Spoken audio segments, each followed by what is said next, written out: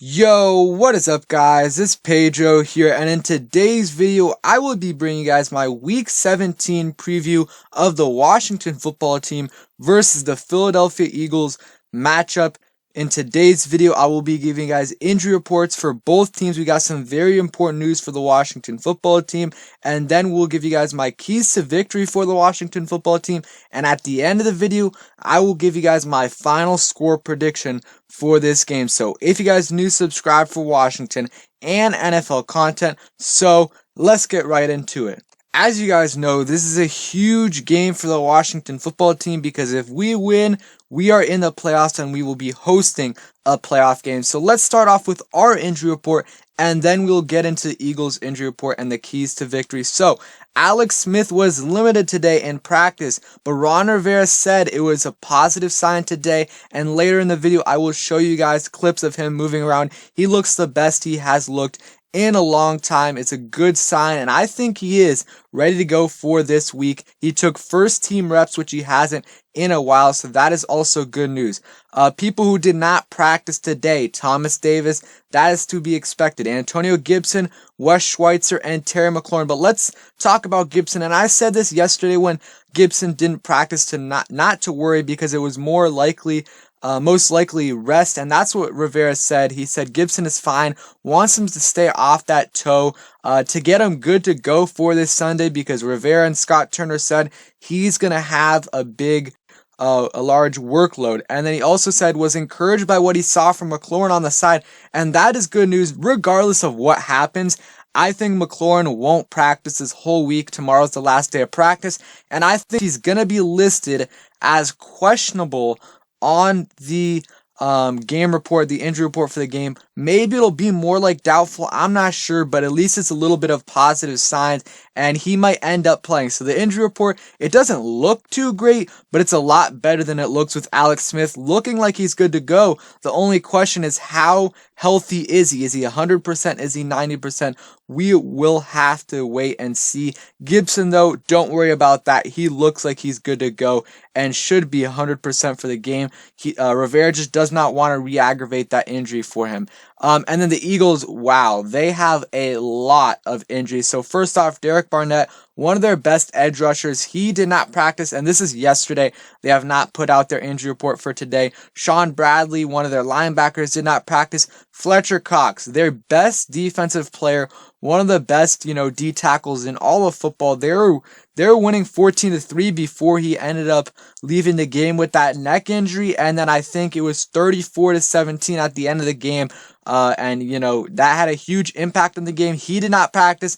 Dallas Goedert, they're probably their best tight end right now, just because Zach Ertz is still coming back from injury, and he's not fully back yet. He did not practice. Deshaun Jackson did not practice. One of their corners did not practice. Their best left tackle, or their best tackle, Jordan Mailata, did not practice because Lane Johnson is also out. So they have so many injuries. It is absolutely insane, and it doesn't look like a lot of these guys are going to play this week. And if Fletcher Cox doesn't play and Deshaun Jackson, that's a huge blow to them. And same with Jordan Mailata, because he's actually a solid left tackle for them. And if Chase Young has to go up against a backup left tackle, that's a huge boost for us.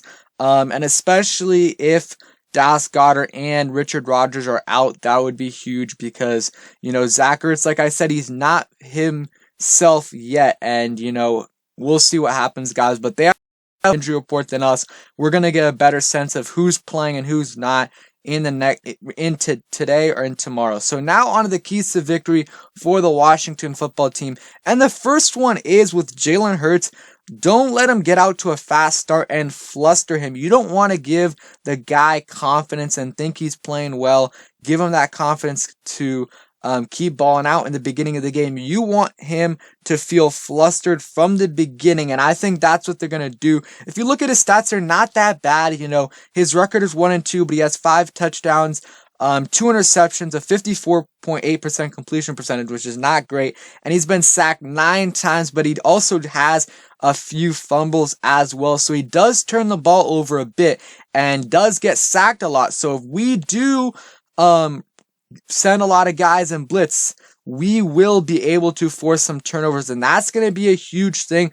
don't let him start out quick. Get to the quarterback and force a few turnovers because, you don't want him starting out hot because of course, our offense has been terrible in the first half and our defense has been okay, but they are much better in the second half, and oftentimes they do start out slow, and this cannot happen against Jalen Hurts. We don't want to give him any confidence at all. And, staying on defense, we have to contain him in the run game. I mean, if you look at his last 3 games, 238 rushing yards, that's a lot. We somewhat struggle against these rushing quarterbacks, mobile quarterbacks, but the thing is that in a lot of those games, Kyler Murray, Lamar Jackson, Russell Wilson, Cole Holcomb was not playing in those games. So if Cole Holcomb is playing, that's going to be a huge boost to us, especially if Kevin Pierre-Louis is back. I think that's going to be a huge boost, and I think we're going to be able to limit his rushing yards and, his mobility. And we have, our big boys up front hopefully can get the job done. And now on offense, so like I said, Gibson is fine, and he played well with that toe injury, so they're letting him rest as much as possible this week. That's what Ron Rivera said about Antonio Gibson.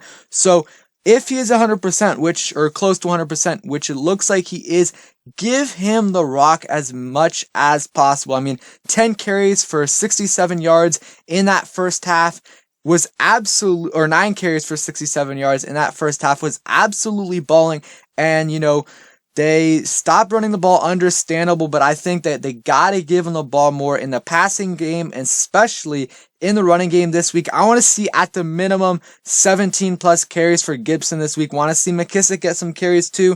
I think we can run on them, especially if Fletcher Cox is out, and especially also if Alex Smith is playing, which I do think he's going to play. If he's not 100%, you don't want to rely on Alex Smith playing amazing football. Give Gibson the ball and McKissick the ball. Let's rely on our run game to get us to the playoffs. So the next one is we have to start out quick offensively, and here is a clip of Alex Smith throwing the ball today.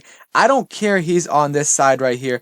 I don't care who is the quarterback. If it's Alex Smith, Taylor Heinicke, whoever it is, we have to start out fast. And that doesn't necessarily mean scoring on the first drive, which would be nice. Let's score at the minimum 7 points in the first half this week, and that's not that much. I want 10 plus points this week for our offense in the first half. I think that's going to be a huge boost. Not necessarily, we don't have to get that in the first drive, but let's start out quicker because that's been a huge reason why we've lost a lot of these games, because we have to come back from behind by 15 or 17 plus in the second half, and that just isn't sustainable. We got to start out fast this week. And then the last key to victory before we get into the score prediction, we can't play a sloppy game this week. What do I mean by sloppy? No turnovers, obviously, limit the turnovers, penalties, we can't have these stupid penalties, and we have to play well on special teams. That means Dustin Hopkins making his kicks.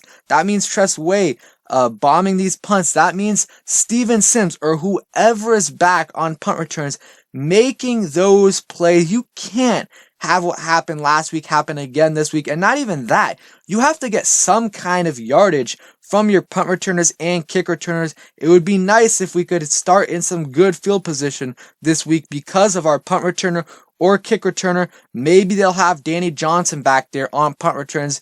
Gonna be interesting to see what happens there. So those are my keys to victory.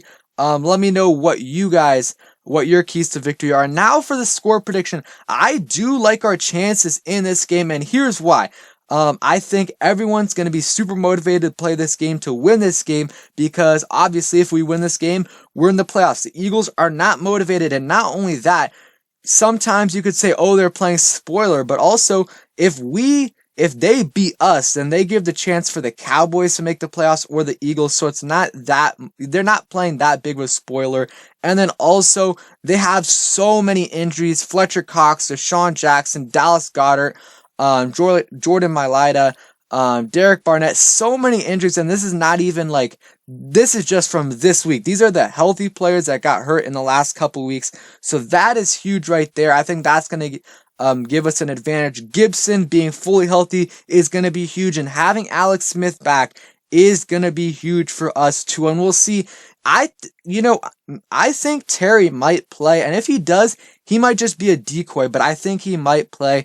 We'll see what happens with Terry. I'm a little bit more optimistic today after hearing the news of Rivera talking about it was a good day for Terry McLaurin. And my prediction, real quick, I feel like we're going to win this game. I feel like it's going to be somewhat handedly. I usually don't do this, but I'm going to say 24-14. Usually my predictions are pretty close, but I think we're going to win this by 10. And let's hope that happens, and let's hope we are NFC East champs. So thank you guys for watching. Hope you guys enjoyed the video. If you did, please smash that like button, subscribe if you guys are new, and turn on those post notifications so you never miss a video, and peace.